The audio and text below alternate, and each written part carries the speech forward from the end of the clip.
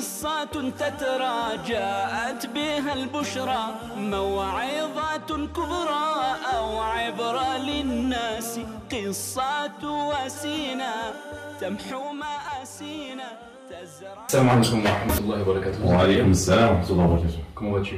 Alhamdulillah, barakallah fik. Alhamdulillah. Donc on est réunis aujourd'hui, Inch'Allah, pour parler de l'Institut Ibn Malik. Donc est-ce que tu pourrais commencer simplement par nous présenter l'Institut brièvement? D'accord. Donc du coup, moi c'est Zakaria, j'ai 31 ans, je suis le directeur du coup de l'Institut Ibn Malik. J'habite à Saint-Étienne, j'ai toujours habité à Saint-Étienne, c'est ma ville de naissance et de cœur.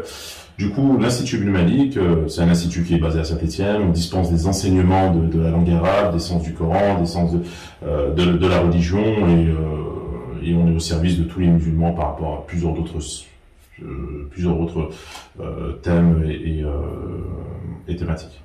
Très bien. Et donc, pourquoi avoir ouvert cet institut? Donc, on a ouvert l'institut parce que on a remarqué, enfin, avec le temps, on a remarqué que l'un des plus grands défis de notre époque actuellement, c'est justement l'éducation des enfants. L'éducation des personnes également, hein, que ce soit adultes ou adolescents, peu importe, mais en priorité celle des enfants parce que ce sont les musulmans de demain. Si on néglige cette éducation-là, on peut se retrouver avec des personnes qui vont donner une mauvaise idée, une mauvaise image de notre religion ou de notre peuple, entre guillemets, et qui risquent de faire énormément de mal. Peut-être ils vont devenir des corrupteurs, qu'ils auront des enfants qui deviendront des corrupteurs, et ainsi de suite. Et nous ne sommes pas dans un pays musulman où l'islam ou la langue arabe, ou peu importe, est dispensée à l'école.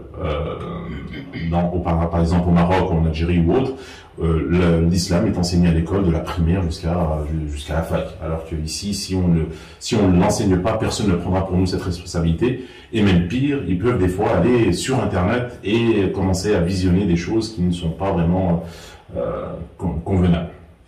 D'accord. Et donc, la création de cet institut, est-ce qu'il s'agissait d'un rêve, d'un projet de vie de très très longue date ou quoi s'agissait-il? Non, honnêtement, je n'avais jamais pensé ouvrir un institut. C'était pas quelque chose que j'avais prévu dans ma vie, ni que je voulais.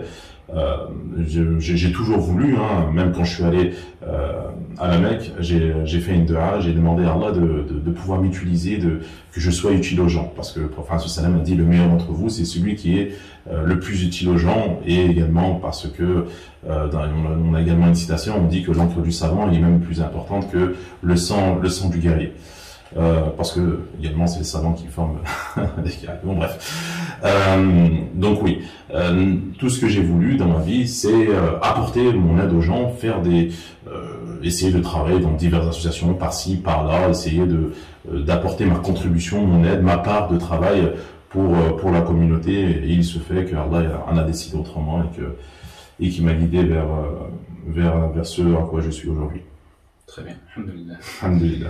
Donc, on a parlé brièvement de ce qui est proposé au sein de l'Institut. Est-ce qu'on pourrait avoir plus de détails justement sur ce qui est proposé ici? Donc, qu'est-ce qu'on propose? On propose justement des cours de langue arabe, d'éducation islamique, de Coran, et même d'autres choses, hein, comme des sciences profanes, l'anglais, l'informatique, comme également les aides de devoirs de français, histoire, peu importe, tout ce que les personnes pourraient vouloir ou désirer, on essaie de le mettre en place pour essayer d'aider le maximum de personnes dans les divers besoins. Du coup, on a essentiellement des enfants, hein, parce que c'est, comme je disais, hein, c'est l'avenir de notre institut, c'est l'avenir plutôt de la communauté musulmane, et il faut réellement qu'on propose des choses qui leur sont adaptées, des cours qui leur sont adaptés, qui sont structurés, on aille directement dans les sujets, qu'on reprenne tout depuis le début parfois, parce qu'on a tendance à faire confiance aux parents, se dire qu'ils vont s'occuper de tout de A à Z, mais malheureusement beaucoup ne le font pas. Je pose par exemple des questions aux enfants quand ils s'inscrivent pour la première fois. Je pose des questions simples, hein, par exemple c'est quoi le Coran? Des fois j'ai des réponses tout à fait étonnantes, comme c'est un truc écrit en arabe, ou bon, c'est voilà. Donc c'est pas des enfants de 5 ans, hein, c'est des enfants, ils ont 10 ans ou 11 ans, c'est qui peut des fois être inquiétant. Donc on leur enseigne d'une manière vraiment structuré, vraiment adapté. Donc on a des enfants, ça va de 3 jusqu'à même l'adolescence et même jusqu'à adulte. Hein. C'est un programme de 7 ans en général, mais en fonction des personnes, s'ils veulent faire plus, il y a possibilité de faire plus. Et chaque programme est adapté au niveau, il y a un objectif spécial pour ce niveau-là. Par exemple, si on prend un enfant de 7 ans qui est au niveau 1, il va apprendre la lecture et l'écriture. Ensuite, quand il sera au niveau 2, il va commencer à étudier les textes, à prendre du vocabulaire, essayer de communiquer un minimum. Au niveau 3, il va acquérir un peu plus d'autonomie. Il va essayer de lire tout seul, chercher dans le dictionnaire les mots qu'il n'a pas compris. Au niveau 4, on lui parle entièrement en arabe, et ainsi de suite, et ainsi de suite. Ça évolue petit à petit. Chaque année a un objectif précis à atteindre et on fait évoluer l'enfant petit à petit. On aimerait bien les avoir plus de temps, mais malheureusement, on n'a qu'une fois dans la semaine, il faut aller directement à l'essentiel. Et dans cette fois-là, en plus, on les a même pas beaucoup d'heures, on les a, au total, ils ont 3 heures, mais pour l'arabe, par exemple, ils ont qu'1 heure et demie. Ils ont 1 heure et demie et on doit essayer d'aller directement à l'essentiel et qu'ils ressortent avec un bagage conséquent. D'accord. On a donc pu parler un petit peu du programme, de la méthodologie. Est-ce que de manière plus générale, l'Institut suit une mouvance particulière ou pas du tout? Non, pas du tout. On suit pas de mouvance comme le salafisme ou autre chose que pourraient croire certaines personnes. Non, du tout. On est dans vraiment tout ce qui est classique, le sunnisme dans toute sa classitude, si je peux dire ça. C'est des cours qu'on pourra retrouver au Maroc, en Algérie et autres. D'accord.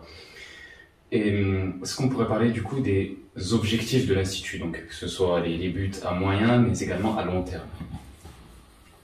Honnêtement, on n'a pas vraiment de but dans le long terme. Ce qu'on essaie de faire, on est un petit, mais sinon, ce qu'on essaie de faire, c'est mettre en place des choses en fonction des besoins.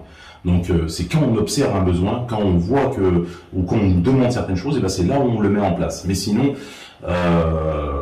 on ne fera pas vraiment des choses qui ne sont pas utiles aux gens.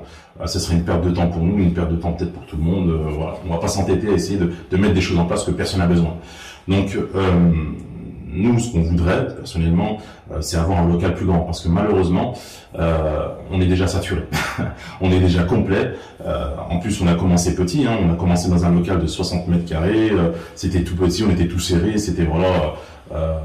J'avais ouvert cet institut pour vraiment parce que je voulais que ma fille ait une certaine méthodologie d'enseignement j'attendais une quinzaine de personnes peut-être dans cet institut-là. Je voulais faire qu'une seule classe et ça a augmenté, ça a été exponentiel et du coup là on se retrouve dans un local de 200 mètres carrés mais on n'a toujours pas de place. On n'a toujours pas de place et du coup on souhaiterait un local plus grand pour pouvoir accueillir plus de personnes, pour avoir une cour de récréation, avoir des salles plus grandes et ainsi de suite. Inch'Allah. Est-ce qu'on pourrait parler des points forts et des points faibles de l'Institut? Donc les points forts, la chose dont on est vraiment fier, c'est notre adaptabilité. En gros, dès qu'on voit qu'un enfant il a des difficultés ou que les parents nous demandent quelque chose en particulier, si on voit qu'il y a plusieurs parents ou plusieurs enfants ont ce même problème, on essaie de mettre quelque chose en place rapidement et on s'adapte par rapport à ce qu'ils ont besoin. Par exemple, il y a des enfants, on a remarqué donc qu'ils ont des pathologies comme la dyslexie ou autre, qui ne pouvaient pas suivre les cours comme les autres enfants. Du coup, on a créé une classe spécialisée, par exemple, où l'enfant peut suivre les cours de manière plus adaptée, de manière plus lente et de manière qui lui conviendra le mieux. Essayer de le faire avancer comme un enfant qui n'a pas ces pathologies-là, ce n'est pas vraiment, ce sera un échec pour nous, pour lui, pour tout le monde. Du coup, on essaie de trouver des solutions, on essaie de se renseigner, on essaie d'aller vers des professionnels et on essaie de mettre des choses en place. Pareil, par exemple, on a créé également un autre cursus où, parce que certains parents n'ont pas le temps ou ne veulent pas faire que leur enfant ait des devoirs. On a créé un cursus parallèle également où l'enfant n'a pas du tout de devoirs et le cours avance un peu plus lentement où comment dire, l'enfant il puisse apprendre, pas autant que s'il y avait des devoirs, mais au moins qu'il puisse avancer petit à petit et acquérir des choses qui lui seront importantes durant sa vie. D'accord. D'autres points forts éventuels à citer, points faibles? Oui. Donc oui, pour les points faibles, après, malheureusement, ce sera, c'est en lien avec ça, ce sera notre manque de recul sur certaines choses. Par exemple, comme on a mis en place le cursus spécialisé, comme on a mis en place ce cursus évolutif-là, on ne sait pas vraiment... on se doute de ce que ça va donner, on a étudié un peu la chose, mais on ne voit pas encore les fruits, donc on peut des fois changer des choses, on peut s'adapter, on n'est pas encore figé, on n'a pas encore assez de recul pour que les choses, on va dire, soient figées. On s'adapte encore énormément, on change des fois d'une année à une autre tout le programme parce que justement on n'a pas encore assez de recul. On est encore très très jeune, ça fait depuis 2018 qu'on enseigne, que l'association existe, et du coup il nous faut un peu plus de temps. D'accord. Dans le domaine de l'enseignement des sciences islamiques, de l'arabe et autres, d'autres institutions existent déjà, notamment ici à Saint-Étienne et ailleurs. Pourquoi ne pas avoir cherché à se rallier à ces autres institutions? Pourquoi avoir créé un institut propre et indépendant? Du coup, pour faire simple, j'ai essayé de plusieurs fois donner des cours dans d'autres institutions, mais ma philosophie d'enseignement ou ma conception des choses on n'allait pas dans le même sens. Du coup, ça peut être extrêmement compliqué. Par exemple, je les vois, hein, ils font comme ils peuvent, avec les moyens qu'ils ont. Ils prennent par exemple, je sais pas moi, quelqu'un qui vient du bled, qui connaît pas forcément le contexte de la France, ni connaissent pas forcément comment réfléchissent les enfants d'ici. Et ils le mettent en place, ils disent enseigne-lui ceci, enseigne-lui cela, et cette personne-là va pas forcément savoir comment s'y prendre, parce que il n'a pas vécu ici, parce que il ne connaît pas la mentalité de cet enfant, parce que il ne sait pas comment cet enfant puisse réfléchir. Moi, et comme d'autres personnes qui sont nées en France, on comprend mieux le contexte ici, on comprend mieux les enfants qui sont nés ici. Dès que je vois un enfant, je me mets à la place, je me vois quand j'étais petit, je me vois à sa place, je me vois avec ses difficultés, je me vois. Une personne du bled, par exemple, va pas forcément penser à lui enseigner les bases de l'islam, il va dire ça c'est déjà acquis, je vais lui enseigner, il connaît rien, il sait même pas ce que c'est le Coran. C'est vraiment, et c'est ça qui est compliqué, qui est parfois compliqué, ou même parfois, comment dire, je tiens à ce que l'Institut apporte un amour de la connaissance, un amour du professeur, une proximité entre le professeur et l'élève qui doit être intense pour que l'enfant puisse aimer cette matière-là. Et des fois, ils apportent des méthodes qui sont d'un autre âge, et des fois, voilà, ça peut être très compliqué. Moi-même, j'ai été à l'école arabe quand j'étais petit. Franchement, voilà, sans commentaire. Donc, pour continuer donc, sur les élèves, est-ce qu'on peut parler du nombre d'adhérents qu'il y a au sein de l'Institut? Je préfère pas en parler, mais tout ce que je peux dire par là, c'est que ça a été exponentiel justement. Et on est complet. D'accord. Et au niveau de ces élèves-là, qu'est-ce qu'il en est du taux de réussite? Quels sont les premiers fruits qu'on peut voir? Alhamdulillah, le taux de réussite il est très bon, il est même excellent. Je dirais que 5% peut-être redouble ou peut-être n'arrive pas à s'en sortir. Même 10% si on doit dire, sur les 90 autres, sur 100%, il y a 10% peut-être qui trouvent des difficultés, mais sinon le taux de réussite il est excellent, honnêtement, c'est une fierté pour nous, c'est une grande fierté pour nous. Sachant que il y a énormément d'investissement qui est fait derrière. Hein. On conçoit nous-mêmes nos livres, ils ont un examen tous les 2 mois, il y a un bulletin semestriel qui est donné, il y a une rencontre avec les parents qui est faite pour discuter des problèmes, etc., etc. Il y a un suivi qui est vraiment personnalisé, qui est énorme, qui demande énormément de temps. Juste les livres qu'on conçoit, c'est pour qu'ils soient mieux adaptés pour eux à leur âge, qu'ils soient ludiques, qu'ils soient mieux adaptés. Du coup, c'est quelque chose c'est horrible le temps que ça prend. Très bien. Et ce temps, du coup, justement, j'imagine que ce sont les enseignants qui sont derrière. Qui sont-ils justement? Qui sont les enseignants? Qui fait vivre l'Institut aujourd'hui? Comme j'ai essayé d'expliquer depuis le début, j'essaie essentiellement de prendre des personnes qui sont de France et qui sont nées en France et qui ont grandi en France, qui comprennent mieux le contexte et mieux les enfants qui sont ici. Donc parfois ils sont pas du tout formés, hein, et du coup on les forme de A à Z. Parfois ils n'ont pas les connaissances, on leur donne également les connaissances. on les forme bien avant. En plus de ça, on les forme même après, même pendant qu'ils sont profs, on continue à les former. On va les voir, on leur explique leurs erreurs, on leur explique des choses et ils se forment petit à petit. C'est pour ça on est ouvert à toute proposition, toute personne qui veut se former, devenir professeur. Nous, on est d'accord pour ça et on forme les personnes de A à Z. Très bien. Et d'ailleurs, même les institutions, s'ils le veulent, je rebondis sur ça, même les institutions, s'ils le veulent, qu'on forme leurs profs, ou même qu'on leur donne le programme, ou bien qu'on leur donne des livres, nos ouvrages, on est 100% ouvert également pour ça. On ne vise pas à avoir tous les enfants de Saint-Étienne, ce ne sera pas possible pour nous. Du coup, si chacun veut enseigner, veut collaborer avec nous sur notre méthode, on peut enseigner aux personnes, on peut leur montrer, on peut mettre tout à disposition, ça ne nous dérange absolument pas, on ne demandera même rien en contribution, en échange, et du coup voilà. C'est un appel que je lance également à tout le monde, sans exception. L'appel est lancé. Au jour d'aujourd'hui, quelles sont les plus grandes difficultés, les plus grands obstacles que rencontre l'Institut? Elles sont toujours de deux. C'est peut-être le cas de pratiquement toutes les associations. C'est le manque de moyens financiers et le manque de moyens humains. Donc le manque de moyens humains, on a du mal à avoir des personnes qui viennent nous donner des coups de main, que ce soit pour des choses basiques comme le ménage, que ce soit pour le traitement texte, aller faire des courses, aller faire ceci, aller faire cela. Ce qu'il faut savoir, c'est que si moi par exemple je suis occupé à faire le ménage, si moi je suis occupé à faire des choses aussi basiques que ça, je ne pourrais pas me concentrer pour mettre des choses en place pour les enfants, pour l'islam, pour les musulmans, pour l'institut, pour les musulmans de cette région.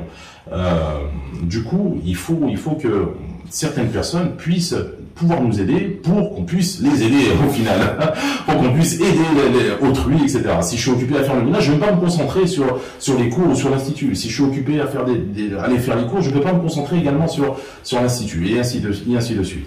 Les moyens financiers, comme partout, on a des charges à payer, on a la copropriété, etc. On a énormément de charges à payer. On a également des salariés parce que malheureusement, on ne peut pas faire vivre une institution, faire vivre un lieu qu'avec des bénévoles. Parce que les bénévoles, ils viennent de manière ponctuelle. Un jour, ils viennent ici, un jour, ils viennent là, un jour, ils viennent pas, un jour, voilà. Alors que des salariés, c'est une garantie qu'il y a une personne qui est là tout le temps pour faire telle œuvre et tel travail. Du coup, c'est obligatoire et puis voilà. D'accord, très bien. Et donc pour conclure et terminer avec cette question-là, comment est-ce qu'au jour d'aujourd'hui, les musulmans, les personnes souhaitant aider, peuvent justement aider? Par les deux actions justement que je viens de dire juste avant.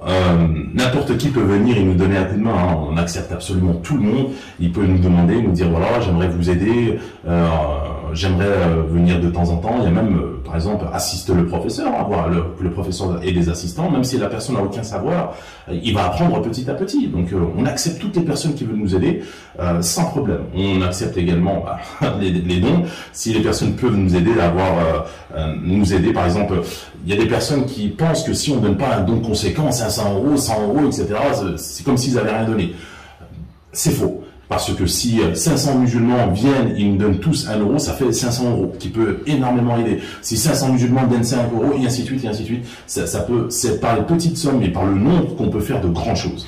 Mais si on attend que cette personne nous donne 1000 euros et cette personne nous donne 2000 euros, peut-être on aura 3 ou 4 dons et c'est basta, et après c'est fini. Alors que on peut faire des virements même sur le compte régulier de 5 euros par mois, par exemple, et la personne ne le sent pas sentir passer, c'est le prix d'un kebab. Et ça peut avoir des répercussions énormes. C'est une sadaqa également jariya, c'est-à-dire qui pourra continuer même après leur mort. On pourra, c'est un savoir qui va se transmettre encore à toutes les personnes et qui transmettront à leurs enfants, aux enfants de leurs enfants, et ainsi de suite, et ainsi de suite. Très bien. Bien, je n'ai pas de questions supplémentaires. Je ne sais pas si tu souhaites ajouter quelque chose ou tout a été dit. Non, tout a été dit. Barakallahu fik. Très bien, alhamdulillah. Alhamdulillah, barakallahu fik. Subhanallah, alhamdulillah, nashhadu an la ilaha illa Allah wa astaghfiruka wa atubu ilayk. Assalamu alaikum. Wa alaykum assalam.